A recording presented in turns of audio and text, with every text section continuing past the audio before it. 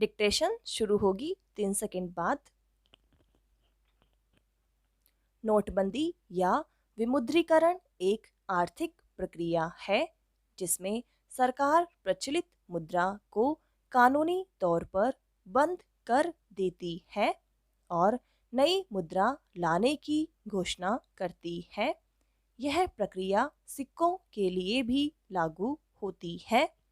पुराने नोटों या सिक्कों के बदले नए नोट या सिक्के बाजार में लाए जाते हैं।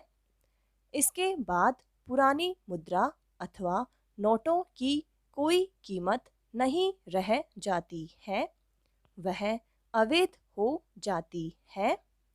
सरकार द्वारा पुराने नोटों को बैंकों से बदलने के लिए लोगों को समय दिया जाता है ताकि वे अमान्य हो चुके अपने पुराने नोटों को बदल सकें।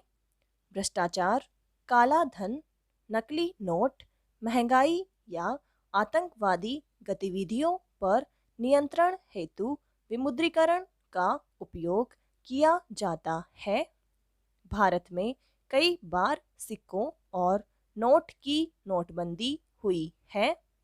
सामान्यतः जब किसी भी अर्थव्यवस्था में काले धन की मात्रा में वृद्धि हो जाती है तो वहाँ एक समानांतर अर्थव्यवस्था का संचालन होने लगता है जिससे सरकार द्वारा जन कल्याण हेतु अपनाई जाने वाली नीतियों का प्रभावी परिणाम कम होने लगता है और धीरे धीरे निष्प्रभावी हो जाता है।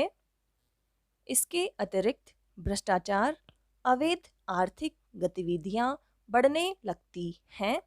अतएव इन सभी से निपटने हेतु सरकार द्वारा विमुद्रीकरण का सहारा लिया जाता है।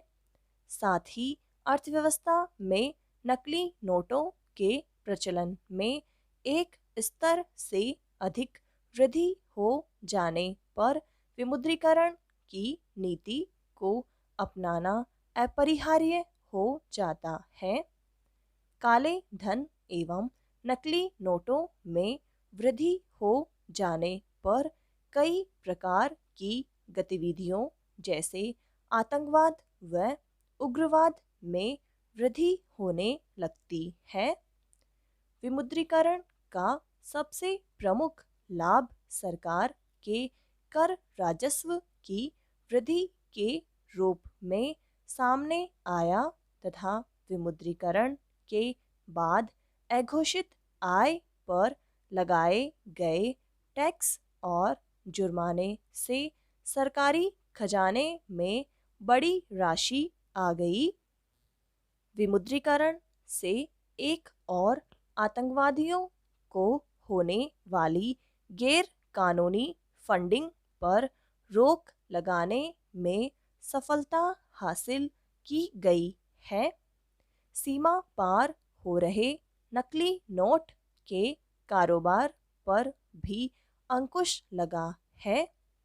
इसके अतिरिक्त इससे मुद्रा परिवर्तन के तहत लोगों द्वारा छुपाई जाने वाली आय संबंधित जानकारी भी प्राप्त हुई है जिससे कर आधार में वृद्धि हो सकती है।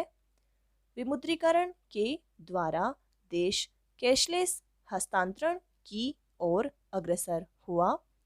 विश्व बैंक का कहना है कि कैशलेस अर्थव्यवस्था से अधिक पारदर्शिता आएगी। साथ ही कैशलेस से मौद्रिक लेन देन में भी आसानी व सुविधा का मार्ग प्रशस्त हुआ है। विश्व विमुद्रीकरण से रियल एस्टेट जैसे क्षेत्र का जनता के पक्ष में सकारात्मक प्रभाव पड़ा है।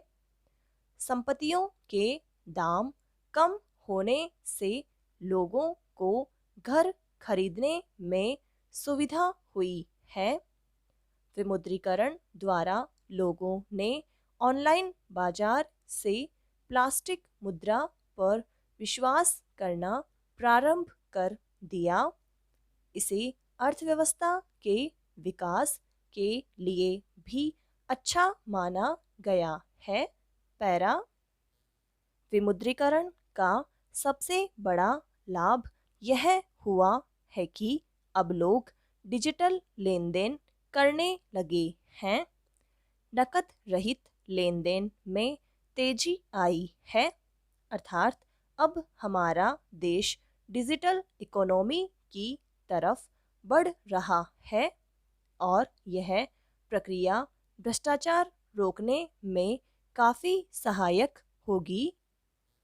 देश की अर्थव्यवस्था के लिए उठाया गया विमुद्रीकरण का कदम एक सफल प्रयास है। विमुद्रीकरण से बचत व निवेश पर भी सकारात्मक प्रभाव पड़ा है।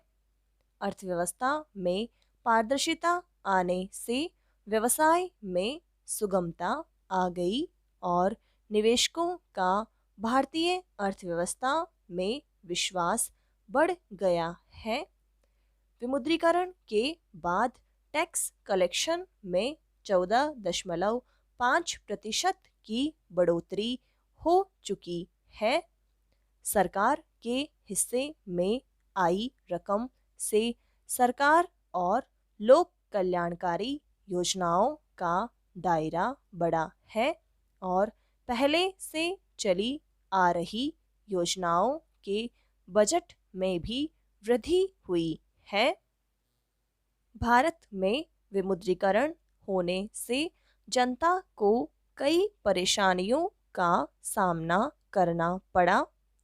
देश को मुद्रामुक्त बनाने के इस प्रयास के लिए लोगों को अपने नोट बैंक में जमा कराने के लिए लंबी लाइनों में लगना पड़ा। बैंक कर्मचारियों को अत्यधिक दबाव के कारण तनाव से गुजरना पड़ा। विमुद्रीकरण ने आर्थिक विकास को बहुत प्रभावित किया। ऐसी आशा की जा रही थी कि आरबीआई द्वारा नीतिगत द्वारों में परिवर्तन करने से अर्थव्यवस्था को व्यापक लाभ होगा, किंतु ऐसा नहीं हुआ। विमुद्रीकरण ने ग्रामीण जीवन को अत्यधिक प्रभावित किया। भारतीय मजदूर संघ संगठन का कहना है कि 25,000 असंगठित क्षेत्र से जुड़ी आर्थिक इकाइयां बंद हो गई। रियल एस्टेट क्षेत्र से हजारों मजदूर बेरोजगार हो गए। कृषि, जो कि नकद अर्थव्यवस्था पर निर्भर है, 80% नकदी वापस बैंकों में आ जाने से बुरी तरह प्रभावित हुई। नकद पर आधारित खपत समाप्त हो जाने से बहुत सारे दैनिक उत्पाद संबंधी उद्योग बुरी तरह चरमरा गए। इससे बाजार पर मंदी की मार पड़ी तथा जीडीपी तात्कालिक तौर पर 0.5% तक गिर गई। विमुद्रीकरण के दौरान मुद्रा बदलने की जो प्रक्रिया अपनाई जानी थी, उसे लेकर समुचित जानकारी हर जगह नहीं पहुंच पाई, जबकि सूचना के अधिकार के तहत सरकार को महत्वपूर्ण नीतियां बनाते समय उनसे संदर्भित सभी तथ्यों को समुचित रूप से प्रकाशित करना होता है और इससे प्रभावित होने वाले लोगों को इस संबंध में पूरी जानकारी देनी होती है। समाप्त।